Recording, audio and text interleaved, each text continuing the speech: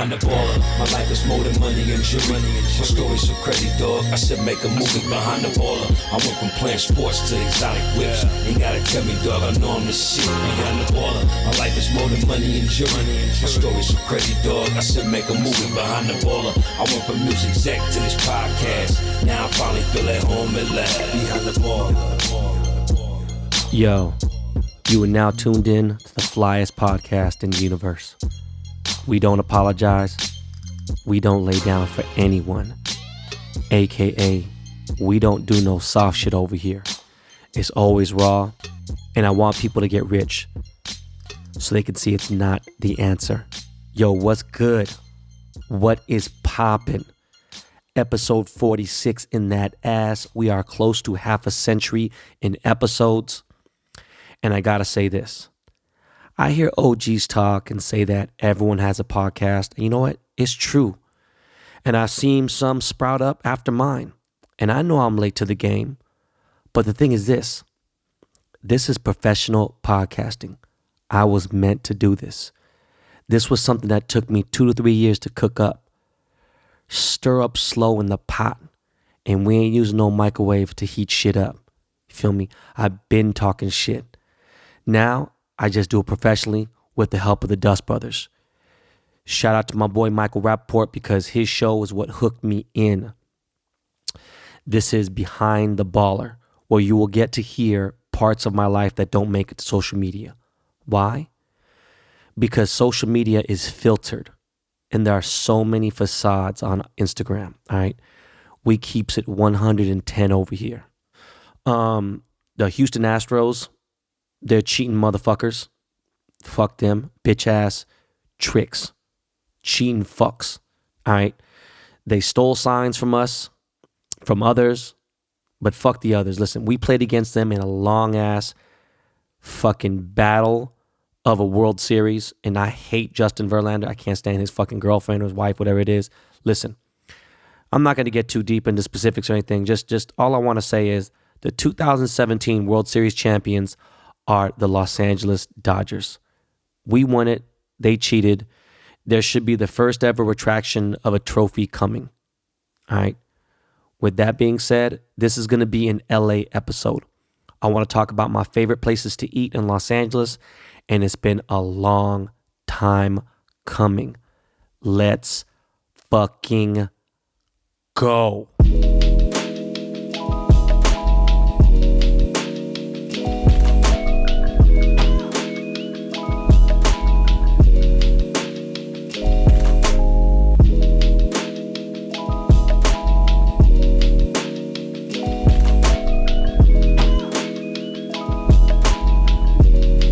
That's that new Lakey Lake, all right? Shout out to my boy Lakey Inspired for the new beats. Speaking of Behind the Baller music, our family, Illegal Cartel, who did the Behind the Baller theme song, has a new album out, and it's called Out on Two Bales. I'm about to check it out right after I finish this, so please check it out on Spotify. Track 1 is produced by one half of the Dust Brothers, my brother, Miles Davis. Yo, actually, you know what, Miles, man? Can you throw me a little snippet of that track? Drinking the waters out of heaven, spilling the rivers inside of me. I'm walking over the ocean. I can feel the waters beneath my feet. I'm leading the army full of soldiers. It's a fight for your soul when the price ain't free. Time is getting closer, won't let this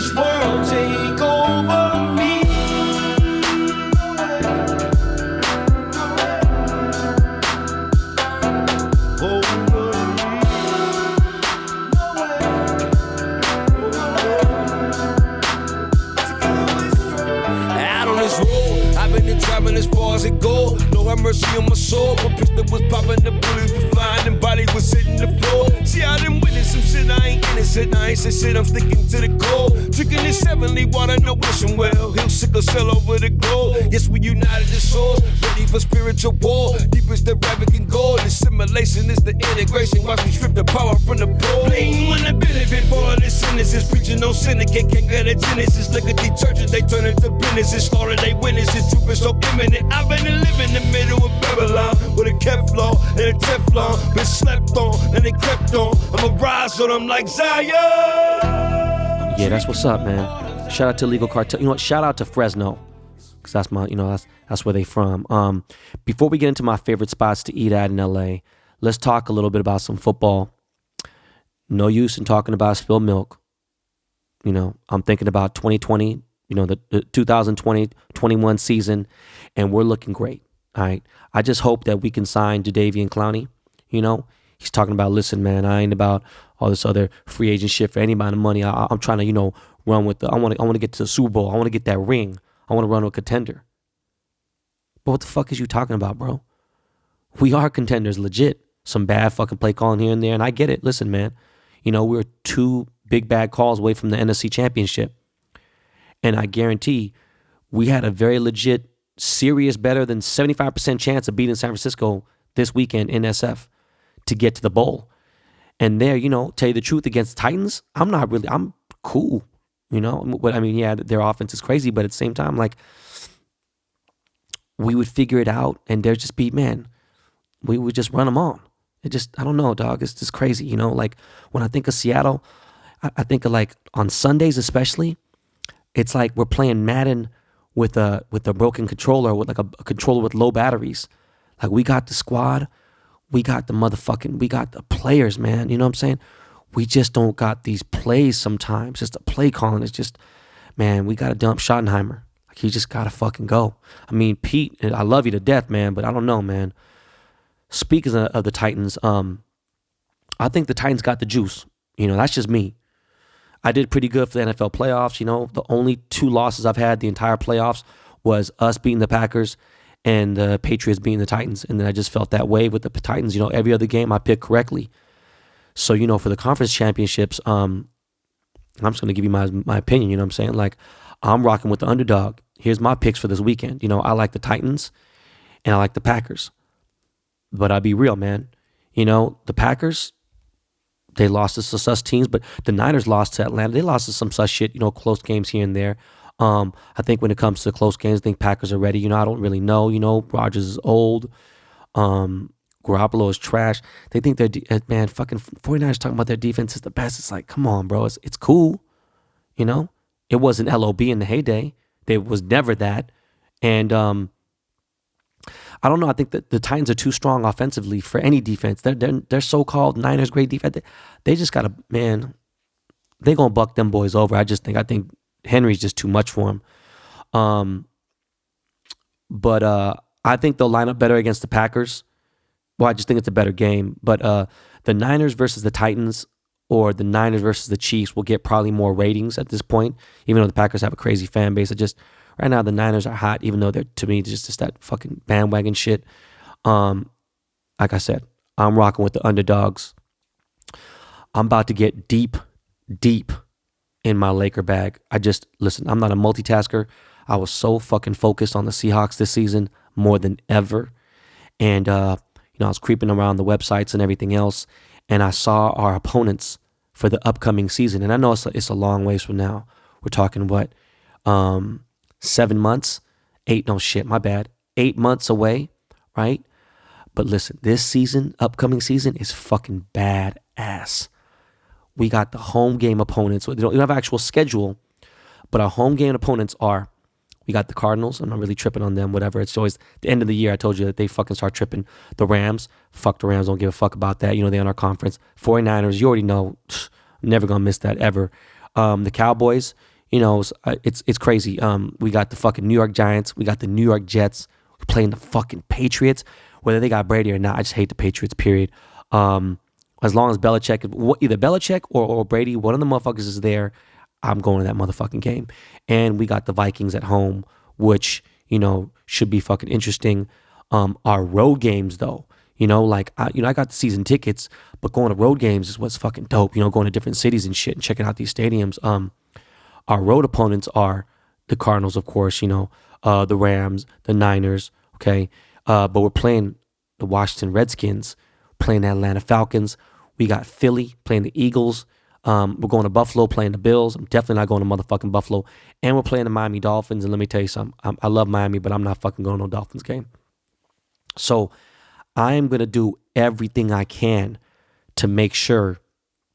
I'm going to actually, listen, man, I'm going to schedule my schedule around the fucking Hawks schedule.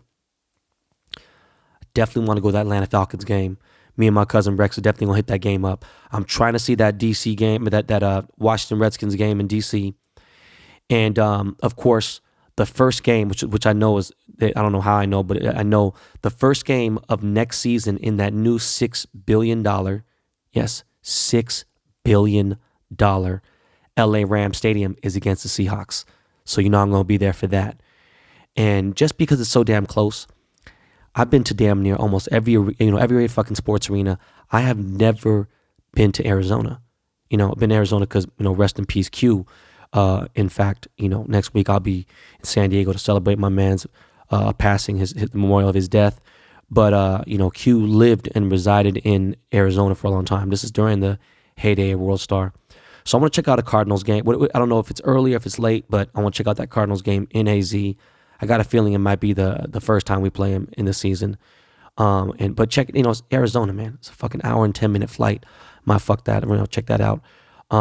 Again, for the home games, I got to check out the Patriots, man. I got to check out the Niners, and I got to check out the Cowboys. Those are my three most teams I hate in the fucking NFL. In fact, almost in sports, period. Right?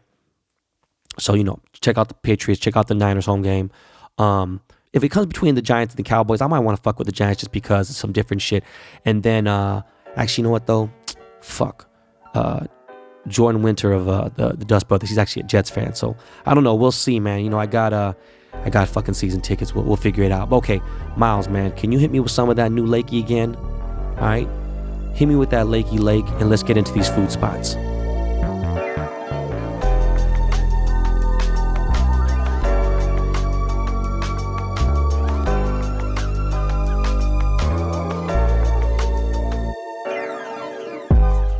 All right, so we're back. Let me just give you guys a disclaimer real quick. Most of these spots ain't like secrets or nothing, right? I mean, just LAOG shit. And there's definitely some spots that a lot of you motherfuckers ain't really rock with. There's people that are my age and live in the city all their life and really not checked out all these spots. There's a lot of gems. There's a lot of places I haven't seen. Ever since I even opened my mind to plant-based foods, there's a lot of new joints, With Yelp, it's crazy, but you have to understand 90% of the restaurants that I've ate at for the last 20 or 30 years, the Yelp didn't exist. So I don't really pay attention to whatever review it says on Yelp. I have my own opinion.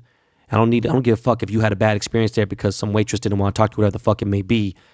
If I fuck with the food, I'm not necessarily always going to a place for ambiance, you know what I'm saying? I'll seek that out of somebody else. If I go eat with someone, me and them are gonna rock with a conversation. I don't give a fuck what else is going on in there. But most of these places I frequented for decades, all right? And as much as I love an OG spot, I'm always down to check out a new spot if they got the juice, all right? So I can't name them all because it would just take fucking forever. This would be a 4-hour episode. But what I want to do is I want to start out my daily spots, like the spots that I eat casually at on a regular basis, like on a really just often, all right? And number one off the top is TLT, all right? TLT has been one of my favorite restaurants to eat at for at least 15 years, okay? I can't tell you how many fucking times I have people hit me up when they see my Instagram stories and you see me eating Japanese food in LA. Just know it's a 99% chance I'm eating at TLT, all right? Tot is in Little Tokyo. They are the closest thing to an authentic Japanese cafe in America, right? I've been to New York. I've been to all the places and everything you could think of. Even like Japantown in San Francisco. It's not like this spot is just, it's so chill, but it's all Japanese ran. That's important to me. I don't want to go to an official Mexican restaurant and see a bunch of Korean people in there. I'm not trying to go to a fucking soul food restaurant and see a bunch of Mexican people in there. They just keep it 100 in there. All Japanese staff. and all the Japanese, main chef is Japanese. I'm sure that, you know, they have some Hispanic employees in there doing some other stuff, but I mean, you know, the main shit is what it is. They have the most bomb donburi bowls that no place has a better donburi bowl. All right. There's a lot of spots that have good Japanese. This is really, they just really have it the best. All right. Their pepper steak bowl, the spicy fried chicken. I used to take, man, it's funny because this is before he was famous, but I used to take Rob Kardashian there all the time. He would just go fucking crazy for that spicy fried chicken donburi bowl. Their unagi don is just fucking so goddamn good. It's all fire. All right. And when you get the lunch special, the bowls, you get a salad and a miso soup, and their salad comes with this fucking dressing. It's like, you know, that Japanese ginger dressing is so goddamn bomb. You know, they got a little bit of sushi, and their ramen is good. It's official, it's legit, right? Their curry is very good. Saskatsu, oh my fucking God, the tonkatsu there, they have so many different kinds. They have the black, you know, pork tonkatsu and everything. It's directly across the street from Riff, and that's why I spend so much time there as well. But if food wasn't so good, I wouldn't. I mean, I eat there a lot. A little bit down the street from Tot is also a little Japanese cafe, super official, real authentic Japanese style, Japanese cooks and everything. It's called Kuraku. It's legit. It's been around for fucking 35, maybe 40 years. I don't know. It's been around since I was a kid. And the reason why I go to this place specifically is for their chahan. Now, chahan is the official Japanese style fried rice. It's just a different level. It's not Chinese fried rice. It's a whole different level of fried rice. It's fucking so insanely good. I'll get 2 orders, and I'll eat one at Riff, and I'll take another home. It's just fucking bomb as fuck. Let's get to some different type of shit.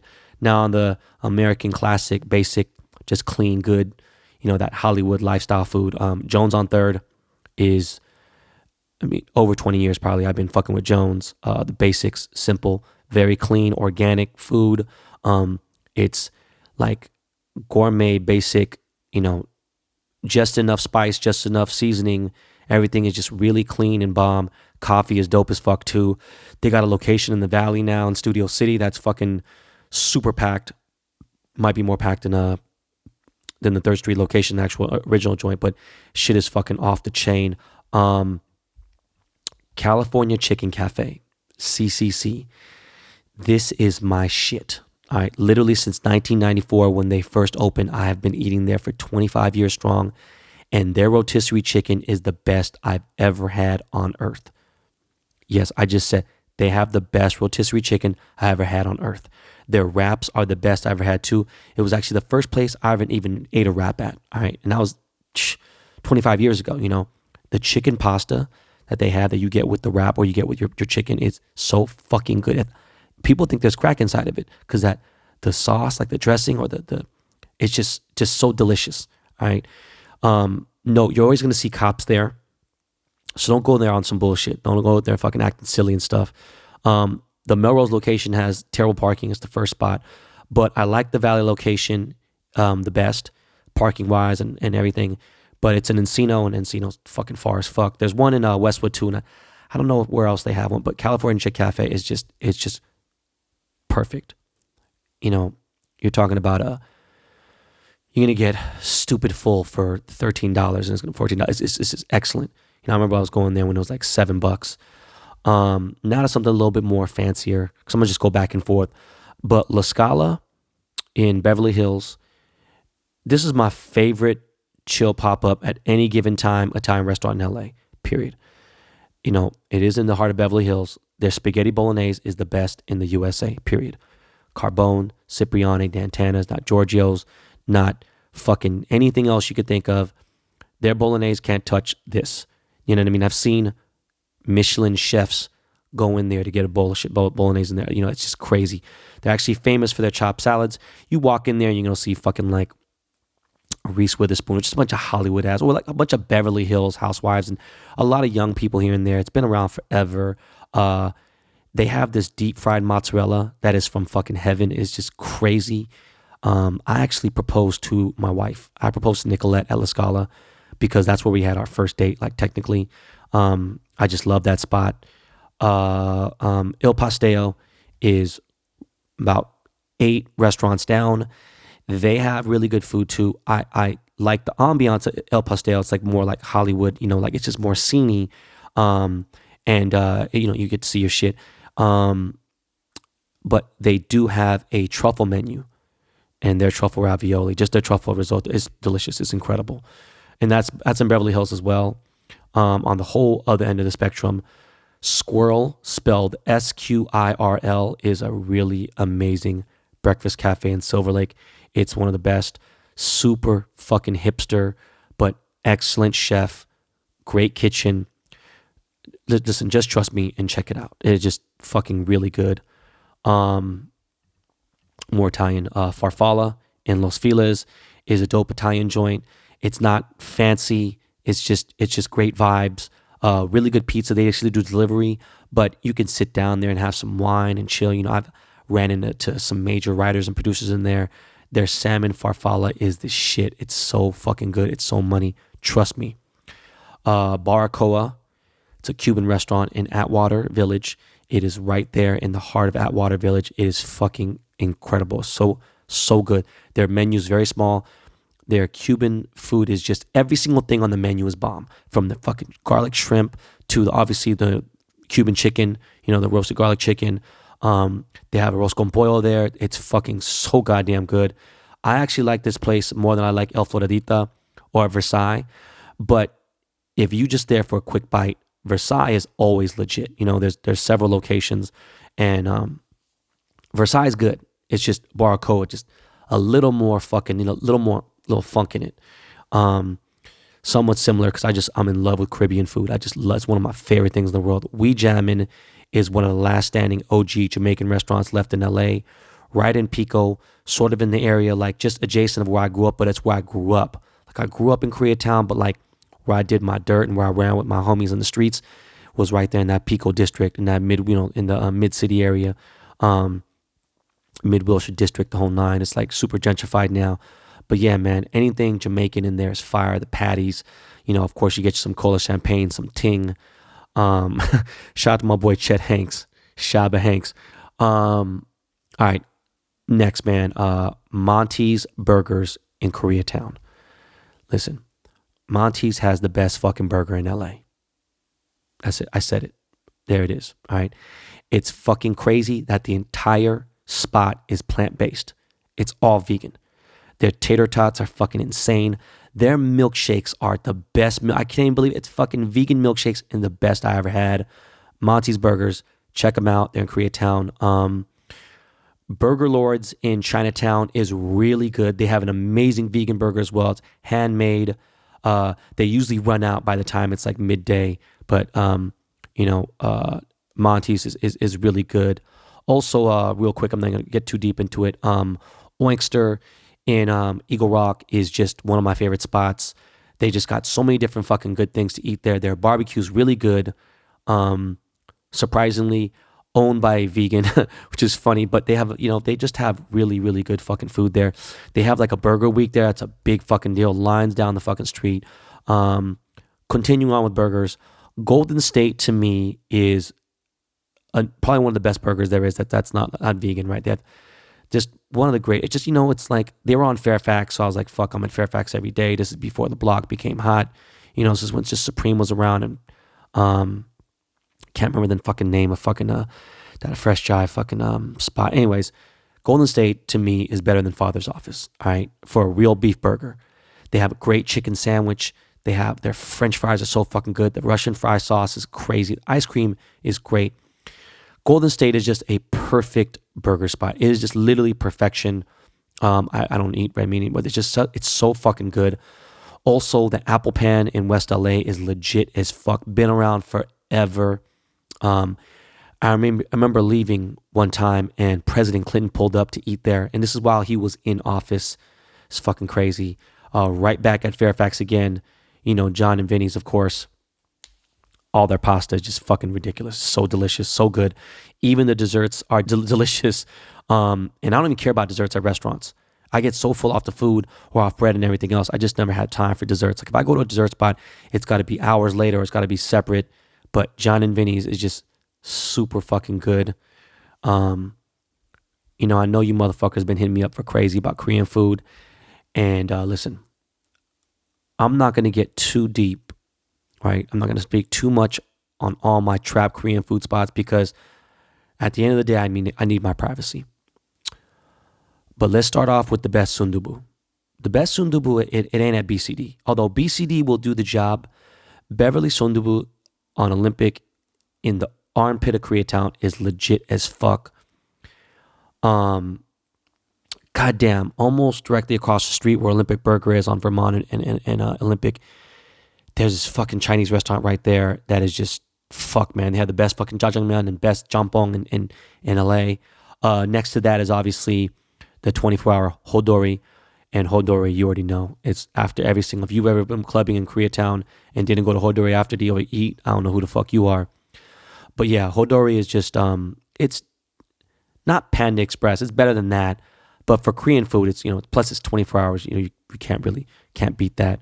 One of my favorite spots is this place called Maranguksu on Western. It's legit. OG Korean cafe. They have all the main dishes pretty much. They even have tonkatsu, which is Japanese, but it's so fucking good. It's just really, really good. Their kalguksu is good. It's a basic ass Korean menu, but it is real, authentic, home style Korean food for amazing prices. The price of the food is really good. It's sometimes hit or miss. Sometimes really packed in there. If I'm ever passing through and it's between 11 and 2 o'clock, I'm just going to pull over and I'm going to Maranguksu right there on Western and fucking, it's like, I think 9th Street or something, but it's just fucking bomb. And I love that spot. Downtown LA in the Intercontinental, which is now Los Angeles' highest skyrise, on the 70th floor, I think it's 71 stories, but the 70th floor, they have a restaurant called Decadence, which I took Lakey there. I've taken, a few people there. It has the most insane views of Los Angeles, obviously, just the most ridiculous, and I love a view. But to also match their view, they have the best buffet and the best brunch buffet, best lunch buffet. I don't even know if they're open for dinner. I've never been there for dinner. But Decadence is really good. Insane view, insane fucking just vibes. I can't imagine. I've never been on a Sunday brunch, but it's just, the food is really good. And again, the view is what takes it. They got a really nice sushi restaurant in that place, but we'll get into sushi later because I'm real weird about sushi. Another spot with a rooftop place, nowhere near as high, is the Waldorf Astoria in Beverly Hills. It's just, again, vibes. It's just, they got good food. It's not excellent, but the vibes, the bar, you can't fuck with it. They got a vegan, menu, the whole nine. Speaking of vegan food, brand new on the list. I mentioned it I think 2 episodes ago. Nick's on Beverly, one of my oldest friends, one of my best friends in my life, Nick Adler. He has a spot called Nick's on Beverly. It is all plant-based, all vegan. It is fucking excellent food. The best plant-based food in all of America. Also, Gracias Madres on Melrose, right by Maxfield and Bape and John Ellie and all that shit. Excellent fucking vegan food. Houston's, listen, man, if you want to talk about a just sit down good restaurant to where they semi-enforce the dress code, it's not a fancy spot. It's definitely not a casual spot. It is that right in between. It's like that S550, it's just versatile. Houston's is just fucking legit, man. Their prime rib sandwich is their fucking ribs are incredible. Their spinach artichoke dip is the best, period. There's nothing fucking with it. They are the kings of it. Houston's just fucking bomb. Even their sushi's fucking good there. And I just love that spot. It's so sad. They used to have like 5 locations. They only got one now in Pasadena. Speaking of prime rib, because I was talking about that, obviously Lori's prime rib is the best. It's just, they have the best prime rib in the fucking, in the world. Nothing can fuck with it. That's why they're so goddamn popular. Been going there since I was fucking 5 years old. Even when we were broke, my mom figured out some way to take us over there. And I don't eat red meat, and so it's hard for me to eat there now. But food is fucking, if that's what you like, it's just, you're going to get the best of the best. On a super casual level for tacos, Sky's Tacos, which is on Pico. It's right down the street from We Jammin'. Sky's Taco is really good. They got a lot of vegan options. They were the first place in LA to push like chili and sea bass tacos, salmon tacos. They just really, they took it to a different level of alternative taco. It's really good. But if you're also in the area, you're right there, on Pico and Hauser, Pico, Fairfax, Pico, La Brea, right there. Obviously you got to check out fucking the original Roscoe's. Roscoe's is just, it's classic. But if you're in that area, hit up CJ's. This is super OG breakfast diner. Don't go to Norm's. Don't go to fucking IHOP. Don't ever go to Denny's, Norm's, or IHOP ever in your life ever again. But CJ's is super good. They don't just have regular breakfast. They even have like a Mexican breakfast. It's fucking bomb as fuck. Back to tacos. Listen, man, Tito's Tacos is the most overrated taco spot in Southern California. In fact, Tito's is whatever, bro. That shit is so whatever. I'd rather go to fucking Benito's. But King Taco will always be my all-time favorite. The East LA location, the OG San Pedro Street location in downtown LA. They're fucking jalapeno cheese tamale. Obviously, the tacos are that's what they're famous for. The puro carne asada burrito is crazy. But when it came to just strictly carne asada, El Torino to me was better. Right in the entrance of Koreatown, right on Hoover and just south of Olympic. El Torino is just fucking insane and just so goddamn good. You can't even there's crazy spots all the way down in fucking Southgate and this, down to Third. It's just, I can't pinpoint those, and they just ain't going to be spots I'm going to go to on a regular basis. As far as pizza, hands down, Rio's in Pico Rivera and Rio's in Montebello has to be the best pizza I've ever had in LA. There's nothing even close to Rio's. It's just the best pizza. I don't know what it is. It's got to be the piping, obviously, but Rio's is my favorite fucking pizza spot. Shout out to my boy Chewy Quintanar and all the dudes at Deer's Eye Studio. I fucking wish I can get tattooed right now. I miss all those guys, man. Chewy and Eric and all them good ass people. On a weird different level, Ten Ren T Spot. Ten Ren is in Monterey Park. They have my favorite boba in LA. Period.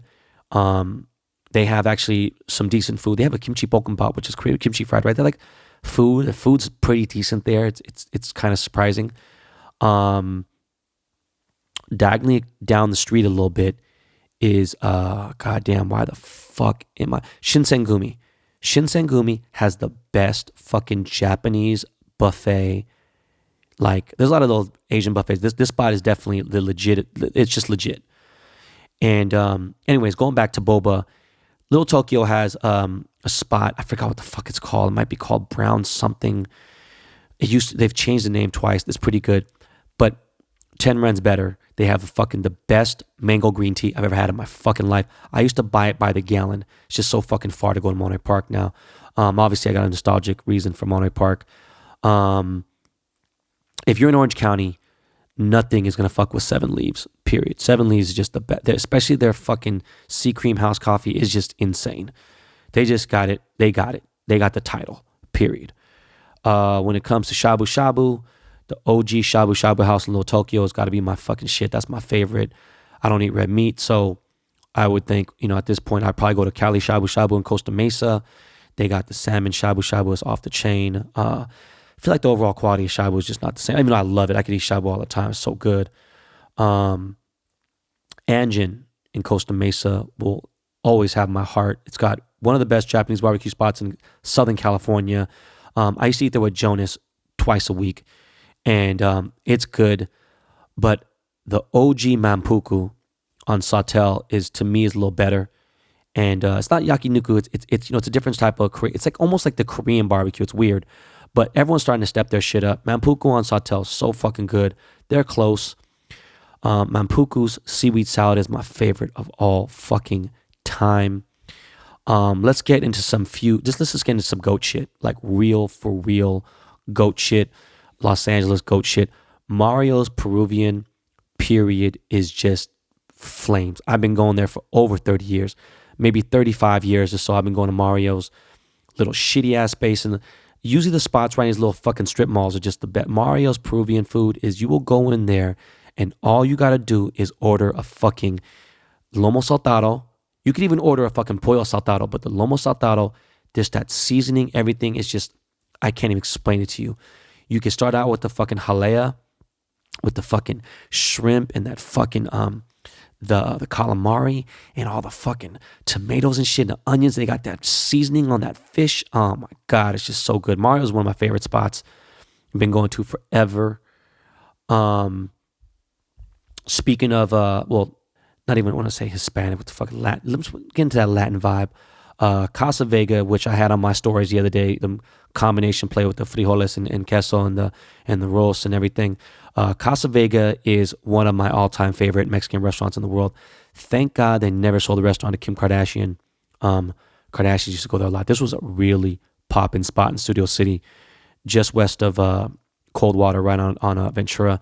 I used to go here with Dr. Dre all the fucking time. We used to go here so much. I used to see Bernie Mac in there all the time. You'll still catch a bunch of fucking people in there. And Casa Vega is just really, really fucking good. One of my favorite spots. Don Antonio's in West LA is just so fucking good too. Same shit. Just great Mexican food. Real, legit, real Mexican restaurant vibes. Don't go to El Compadre, man. El Compadre is just so trash. It's disappointing. Especially when you go eat at Casa Vega or Don Antonio's, like you can't go to El Compadre. It's just so bad. El Compadre is just that whole area is just fucking depressing. And except for obviously my family at Platinum Motorsport Collision Center in the rental center to my boy Sammy over there. Just a little bit west in Santa Monica on the same street on Pico where Don Antonio's is another Mexican restaurant called Lares. Lares is my shit. Lares is just fucking bomb as a motherfucker. They got really, really good Mexican food. Also, right there on Pico, there's a space called Totoraku. This is 100% the best Japanese barbecue. Japanese meat, Wagyu. In fact, it might have the best Wagyu in all of the country. And I'm being dead serious. Japanese style yakiniku, it is no motherfucking joke. And I don't care who you are. You could be Future. You could be, I think Drake might be able to get it, but they would say no 6 times first. And then he'd have to go through just his agent. He'd get in there and it just would be, they don't even fucking say yes to Steven Spielberg, right? It's hard to get a fucking reservation at Totoraku. It's no joke. Speaking about barbecue, I've always held back. I've said it before here and there, right? We took Anthony Bourdain there. Bourdain, rest in peace, did a special on it when he did the Koreatown special. I'm sick as fuck that I literally had the flu. I was ill as shit. My boy Roy Choi and what's the fucking Korean fucking artist, man? God damn it. Fuck, man. Anyways, the fucking super famous fucking Korean artist that fucking owned Facebook stock and became 100 fucking million and fucking grew up in Koreatown. My boy, Korean dude, I forgot his name. I don't know why the fuck I'm drawing a blank. Anyways, they took Bourdain to some of the dopest spots in Koreatown. You should watch that episode. And my favorite Korean barbecue spot is Dongiljeong. Dongiljeong is just OG, been around 40-something years. My mom's high school alumni has owned this spot. It's funny because the owner of Dongiljeong, Korean family, the owners, the old mom and Ajishina Ajima, they lived in the same condo as Kim Kardashian. So when I used to go to Kim's house all the time to go hang out and kick it with fucking Reggie and go kick it with fucking Rob, whatever, I'd see them and it was just a trip. Anyways, it's just a fucking random Forrest Gump story. But Dongiljeong is the best Korean barbecue in LA, period. Their fucking kalbichim is the best in LA. And on top of that, anytime I've taken a Korean celebrity there, from G-Dragon to fucking Doki to Jay Parker, anybody, that is their favorite spot. They can't get enough of it. Their roast gooey, they have a Wagyu roast gooey that is just so fucking good.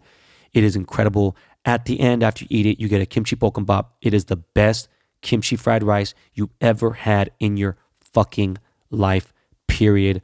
Shout out to my boy Roy. He is the owner's son. He runs the joint. It is just my favorite spot. Quarters is good, much more new school vibe. They have all that newer shit and everything, and it's cool. It's good. It just ain't Dongiljeong. It never will be.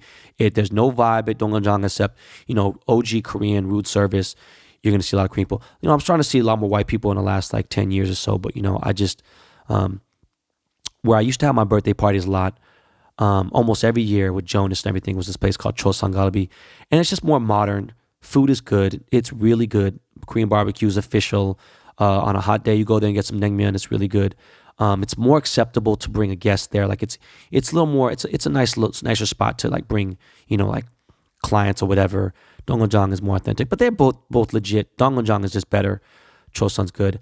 What is most overrated, which everyone goes to, all the celebrities go to and everything else, and it's just trash, is Parks. I don't fuck with Parks. It's trash. Any Korean restaurant that got a publicist, you already know I'm not fucking with you, period. Parks is they're just bogus, period. I don't fuck with Parks. They are just not my fucking thing. Parks is trash. So don't just stay away from Parks. Don't even you're going to fucking unauthentic, fabricated Korean barbecue. The Chateau Marmont, if it came down to, and you know I love hotels. I love hotel restaurants. I would have to say there are two that stand out. The Polo Lounge forever will have my heart. You know, I don't order off the menu there. You're an amateur if you do. Hard for me to go there because of the situations with the Dorchester group and with the Sultan of Brunei. And I don't want to speak too much on it. Hotel Bel Air, there was a point in time where I loved their restaurant so much. The Peninsula, I go to Peninsula more for ambience than I do for food. It's okay. Going to where I'm trying to say is the two hotels that actually have great fucking restaurants. The Chateau Marmont is just phenomenal, period. Food is always good there. The burger's insane. The spaghetti bolognese is probably one of the best as well. Very good. Their breakfast, their lunch, their dinner. Dinner, good luck trying to get a fucking reservation there. It's no joke. You got to be somebody.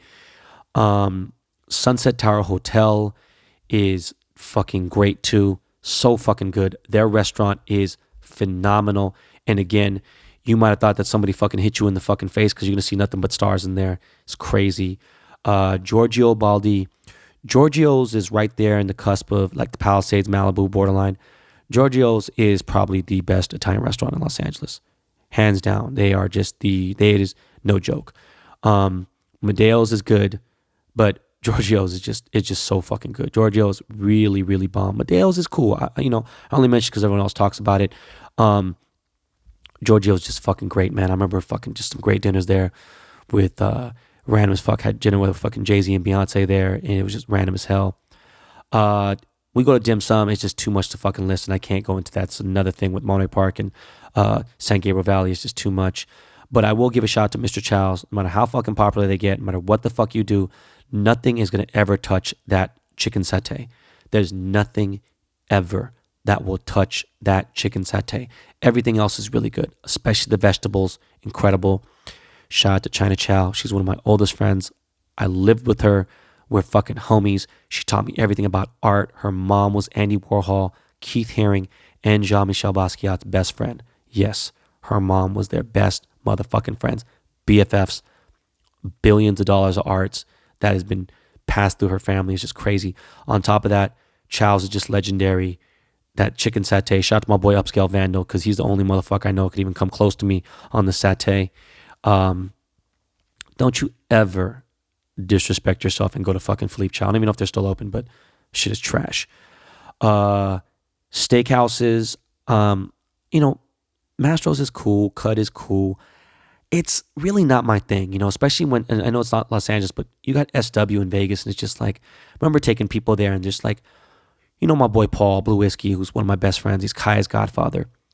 It's hard to impress him because he thinks he's been to so many places from his other friends, and he's, somewhat of a nouveau millionaire, and he gets to eat a lot. He doesn't really care. Me and him always fighting for a bill and whatever. And I remember for his bachelor party, I said, listen, dog, just shut the fuck up. Let me take you to some places to go eat. And then he had the Wagyu and the prime rib. I mean the ribeye at SW. He's like, yo, this is the best steak I've ever had in my life. And I was like, thank you. So trust me when I talk about steakhouses. My favorite steakhouse in LA has to be LA Prime. This is one of my secret spots that I never want to fucking ever mention publicly, ever. I never want to mention this place because it means so much to me. I've had private dinners there with fucking Dr. Dre. I've had my birthday party there a few times, ran out this one room. It is on the top of my favorite nostalgic Los Angeles hotel in the world. My favorite hotel in the world is the Bonaventure Hotel. It is a West End, it's a basic hotel, but this place meant everything to me. They filmed videos there, they've had so many movies were there, True Lies, so many fucking movies were filmed at this hotel. I have a special place in my heart for this hotel. I love this fucking hotel. The Bonaventure on the top floor has a skyline 360-degree view of Los Angeles, and right underneath it is a rotating 360-degree. It rotates. The bar rotates. A bar with great snacks like chicken wings like that. A full bar. It is not like some super hip, fucking cool guy, celebrity shit. It is just my shit. In fact, I just love that fucking place. I love LA Prime. That is one of my favorite places. It's one of the last places that me and Q ate together. Again, the view, everything is just fucking dope. Honorable mention, Taylor Steakhouse has been around since I was a fucking little fucking kid too. Right in my hood, right up the street from where I grew up in my life. On 8th Street, right in the heart of Koreatown. On some fancy shit, you know what? I'm sorry, let me get back. The Langham Hotel in Pasadena is one of the nicest 5-star hotels in Los Angeles, one of the best secret gems. Their cafe there is definitely also one of my favorite places to eat. But they have a steakhouse in there called Royce, and it is fucking official. It is no joke. Spot is dope as a motherfucker. Got great fucking food. Providence is the only 2 Michelin star restaurant in, I think, Southern California, period. Obviously, the Bay Area is where all the Michelin star restaurants are. Providence is good. It is expensive as shit. It is hard to get a reservation, but it's a legit spot. It's worth mentioning, to my ballers that listen to this show. Urasawa, amazing. Now we're going to get into a few sushi spots that I want to talk about, and then we're just going to stop because I can go on forever and ever, but you guys got a really big chunk. Like I would be close to broke. You know what I mean? You guys are pretty much bankrupting me of my spots for food. When it comes to sushi, I started late, really late. When I say late, I started eating sushi in like 2000, all right? Didn't fuck with it early on. My mom was onto it early. My sister, everyone else, it was exotic type food. It wasn't accepted like it is now. There's a lot of shitty sushi. You don't want to eat bad seafood. You already know that. Once I got exposed to, like I went to Jiro in Tokyo, and it's not the best sushi I've had. It's not even close. All right. Mitch's in Hawaii is fucking insane. There's so many fucking places that are so good in Japan that it's not even funny, right? But we're talking about Los Angeles, all right? The original Nozawa that doesn't exist anymore. Nozawa is the man who created Sugarfish. The original Nozawa in Studio City was fucking so good. It is hard to fucking. The original Katsuya, which is still in Studio City, you got SBE who fucking licensed out the name and started Katsuya, and it's just like, come on, bro, I'm not going to Katsuya. Like, get the fuck out of here. We're going to the real Katsuya on Ventura and fucking Colfax, But Nozawa started, the restaurant was called Nozawa, and it was just fucking phenomenal. And then he started Sugarfish, and Sugarfish is really good. It's still really good. It's just, that's like my minimal. All right, so we're going to get into the real sushi. All right. First of all, N space Naka is just insane. Okay. They are not fucking around. N Naka in West LA is one of the fucking best sushi restaurants in all of LA. Good luck trying to get a reservation. It's very tough. It is no joke. Nozawa Bar, which is obviously going back to Nozawa, the original founder of Sugarfish. Nozawa Bar has like 2 seatings a fucking night. Again, good luck getting John Mayer's not getting a fucking reservation there. I love you, John. If you heard this, no offense. It is like real fucking tough. Got there. My mom had a plug. Nozawa Bar is fucking insane. Again, though, I'm not a big fan of omakase, but, I like to order what I order. But N Naka, Nozawa Bar, unfucking believable. Sushi Zo, they have one in downtown LA, have one in West LA, fucking incredible. One spot that is really good is Asanebo on Ventura Boulevard. Last time I was in there, in the same fucking night, I saw fucking George Clooney, and then 10 minutes later, I saw fucking Joaquin Phoenix, and they're just there, just eating like it ain't shit. Asanebo is just so fucking good. That's why it's hard for me to talk about sushi with people, because it's like, dog, if you don't know about them spots, it's just like, come on, man. These spots don't have fucking spicy tuna roll. There's no rolls at these places. You ask that, you're going to be escorted out of the restaurant. They're going to escort you off the property. All right. So anyways, that is my gist of just great fucking places that I love, along with some goat spots. Let's get into some music. Some Lakey. So excited about him just sending me new beats right now. Yeah, and we'll be back in a minute to finish this episode.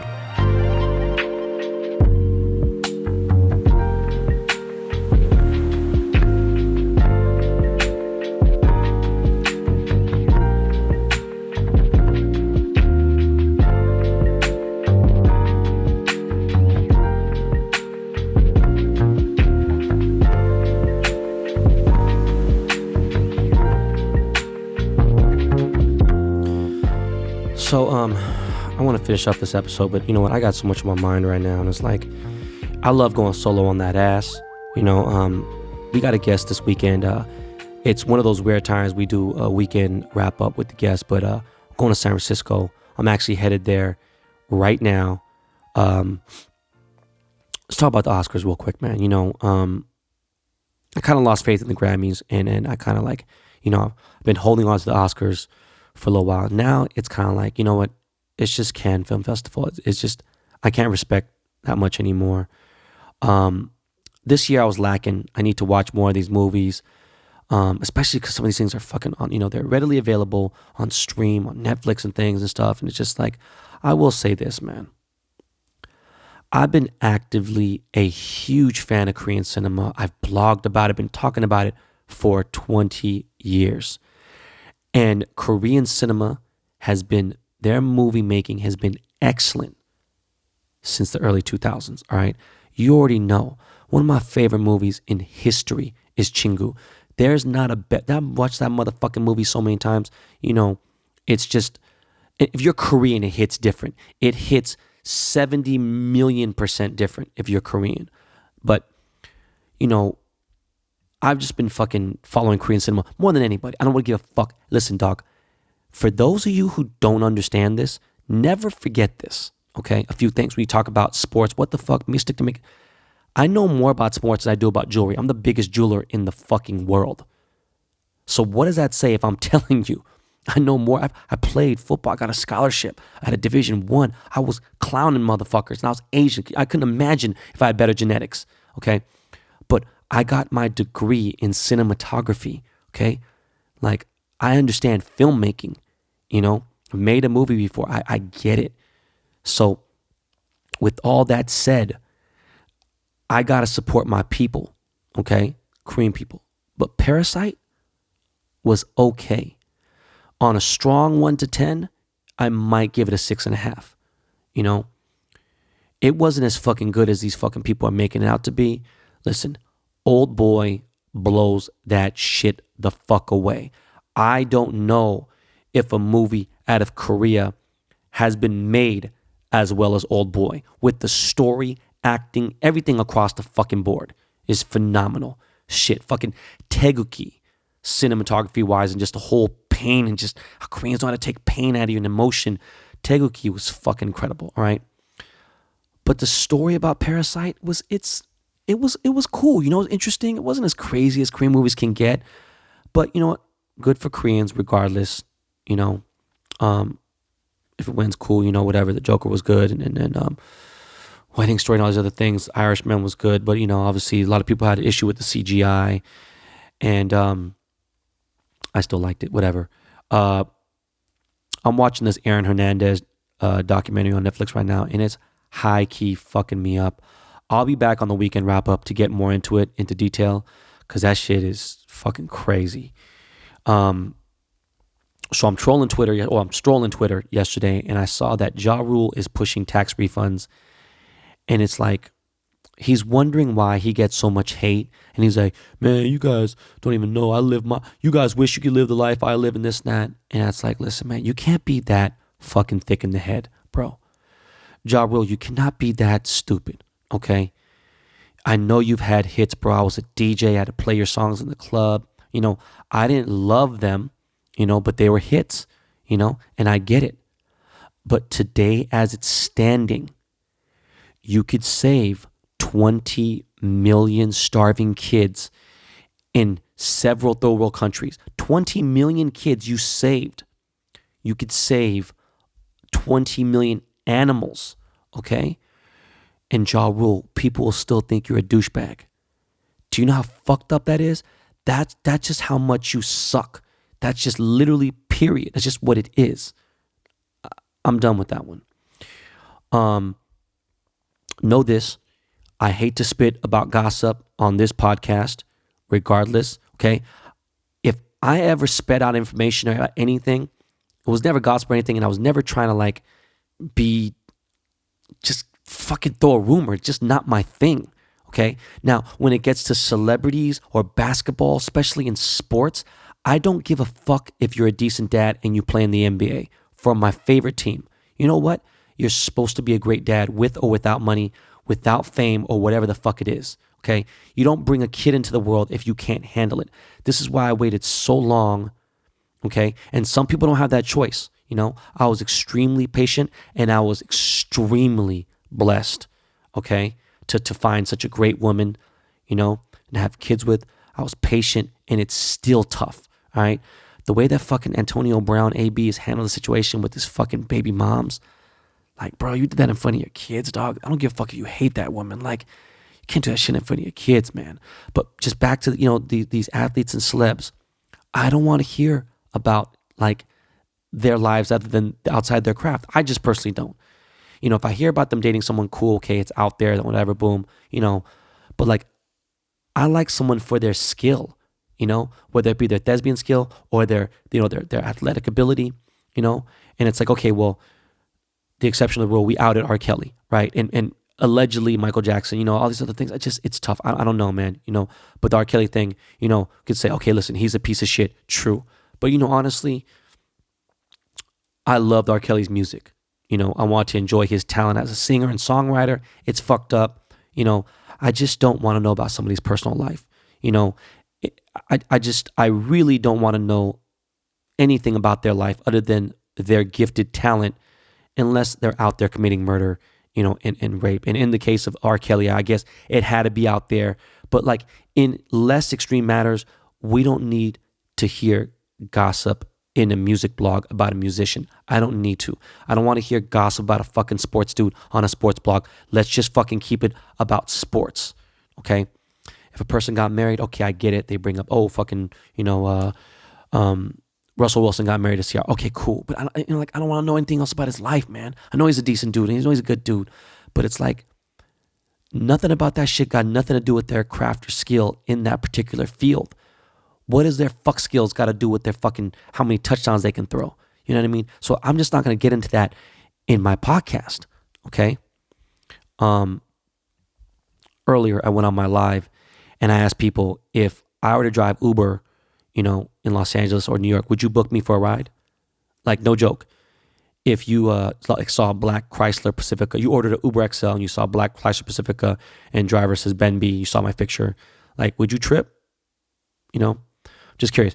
I say this because, you know, someone caught Young Jock, you know, they videotaped him driving Uber and he said some real shit about, you know, it happening and, you know, everyone talking about, oh, he must be broke, whatever, blah, blah. But he broke down some real talk. Miles, can you do me a favor, man? Can you pull up a little bit of that clip where he's talking about people being too prideful and all that?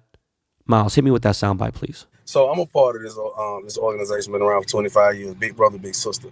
And a lot of times when we're talking to these kids and the youth, you got to lead by example. And sometimes, like, you have to show people you're not too big. You know what I'm saying? You have to show them what humility is, and you're not too big to, you know, do the right thing by making an honest living. And I think a lot of times that's why our kids and even adults go astray, because they're too ashamed and too prideful, man, to do something. It was one of those things where, you know how you just be, you start challenging yourself to do something you ain't never did before. So it's kind of like a bucket list thing. But I mean, for anybody who really wants to do this, I think it's a dope idea. I mean, I'm doing it right now. Anyways, like I said, this ain't TMZ. This is Behind the Baller. We ain't breaking no scandals. We're not dropping tea here, you know, but I get so many questions about other rappers, you know, their lives, what I know about them, or even rappers' jewelry, or clients and friends of mine, like, etc. Like, listen, it's cool if Drake wants to work with fucking other jewelers like Jason of Beverly Hills, who's a friend of mine. I'm not paying Drake. Like, if he had an insane idea to do to change the game and like do something crazy, yeah, man, I'd be like, yo, man, let's get this pushing. But at the same time, like, you know, like, I'm about that paper, man. You got to break me off with bread, you know, and Drake's not breaking bread off right now. I'm going to tell you that right now. In jewelry, Drake is not breaking paper off when it comes to jewelry. It's just like, and I'm not there hating or anything. Drake is my fucking guy, period. But to be honest, unless something just fucks me up really bad, and 10 times to 10, I'm just not going to speak on other jewelry, Even Damien Hirst's fucking big skull, it's like, okay, cool, it's impressive, but it's like not fucking me up. I've seen better things out of my boy Flawless and like Sir Jewelry and people like that. I just can't even, I don't know, man. But you know what? Speaking of which, my first piece of jewelry for 2020 is coming in less than 2 weeks. Stay tuned. Yes, it's for Cuddy. I'm not fucking around. Back to jewelry, and back to the Oscars. Uncut Gems got snubbed by the Oscars, and I fuck with the Safdie brothers and there's my dogs, and I see why it may have, but at the same time, Adam, I don't know, man. Adam really did his fucking thing. He wasn't anywhere near that life. That's not anything like him. He really played a scumbag, Jewish, fucking degenerate gambler, jeweler, and Adam did his thing. It's just crazy. Even if I didn't work with him, I would have been like, I'd have told you straight up, And I can't hate on the jewelers in the movie. I don't give a fuck if Trax was in there, whatever. He did himself. He's not a professional actor. You can tell he's not, okay? Flawless even, love him to death and whatever. You know what? He was cool. He did his thing. You couldn't have too many. They had to limit it. It's just, when you're a professional actor and when you're not, okay? And again, I had 2 scenes in Uncut Gems that were in the original script. They're cut out because I was supposed to be in a scene with The Weeknd, sitting with him, and then Adam Sandler pulls up to me at the club. The club was supposed to be in Las Vegas, but you know what? It actually made much more sense that it was in New York City. It made much more sense that it was One Oak. It just made more sense to the throwback of 2012. In fact, Josh Safdie, the director, said when he was really getting deep into studying that era, that year, he saw me on 47th Street. So it's crazy. Anyways, by the way, I was thinking about getting a legal correspondent for the podcast. Just because, for the show, and they would discuss legal matters because, knowing the law can help you avoid getting not only into trouble, but it could help you from just getting fucked. And it could save you some money, So I was just thinking about doing that. I don't know. We'll see. It may happen. Hopefully in the next 60 days, we'll see. Something that irks me like a motherfucker. People keep tagging me in pics of jewelry I didn't make, and it's just stupid. It's small chains. Stop tagging me, man. People tag me in other shit. A lot of people tag me in their fucking dog kennels, like these Frenchies and bulldogs. Like, bro, I don't want a dog.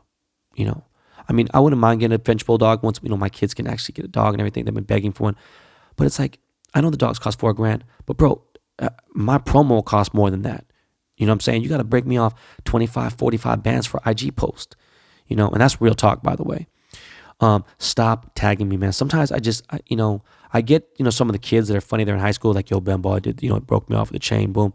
And it's cool if you're in high school.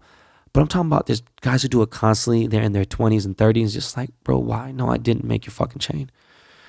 By the way, I am on my 3rd night of using the fucking Echelon bike. This is just straight up for real. All right. I went 21 minutes on the 2nd night. I went 15 minutes the first night. Last night I did another 20 minutes with the interactive, it was like riding around DC with the virtual tour. I feel so good about being on that fucking bike. I just I can't thank enough. It's fucking shout out to Echelon. You guys already know. Promo code echelon.fit/baller is just what a great bike. Another shout out to some family of mine. My family, Annie and Jimmy, opened up a new med spa. So all you guys in the LA area who want to spoil your girlfriend or your wife or your fucking side chick, mistress, whatever the fuck you got, or you girls out there who do listen to Behind the Baller, you're in the LA area, listen. The new dope med spa to go to is Vivant Aesthetics. Vivant Aesthetics. It's on 7472 Melrose Avenue. All right. Los Angeles, California, 90046. It's right by Platinum Motorsport. Again, Vivant Aesthetics. I'm sure they're on Instagram too. I'm going to pop up in there. I already went in there. I got a facial clean my shit up, suck all the blackheads out, and all my shit fucking made me feel younger, have my skin feeling clean. There's like this scrub that I'm about to do so I can get my fucking I need to get the fucking like the real shit where they fucking your dead skin. You think you're clean, you use the fucking loofah and all that shit. I'm talking about where they fucking scrape all that fucking, if you're Korean, you know what the is, right? They take the there right off of you and just all that skin is just, you fucking feel clean. But I might fuck around and try Kybella, to melt all the fucking fat on my neck away. I'm not capping at all. I'm being dead ass serious. Their nurse is super official. She does it all. Obviously the fucking Botox and the fucking, the lip fillers, all the fillers, period. Check them out. Vivant Aesthetics.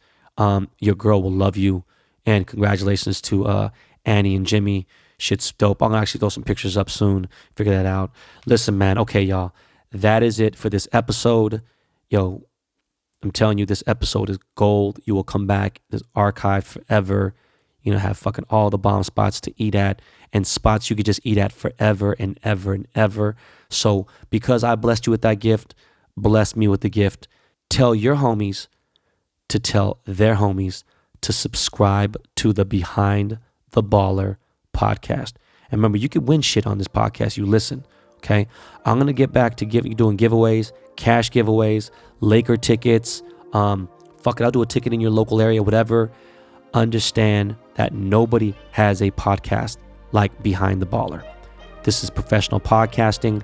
The Dust Brothers produce this show and make it sound hi-fi. We got the best sounding show just out there, period. All right, guys. Thank you so much. I'm in the Bay Area until Monday. Fuck the Niners. I hope the motherfucking Packers beat them. We out, y'all.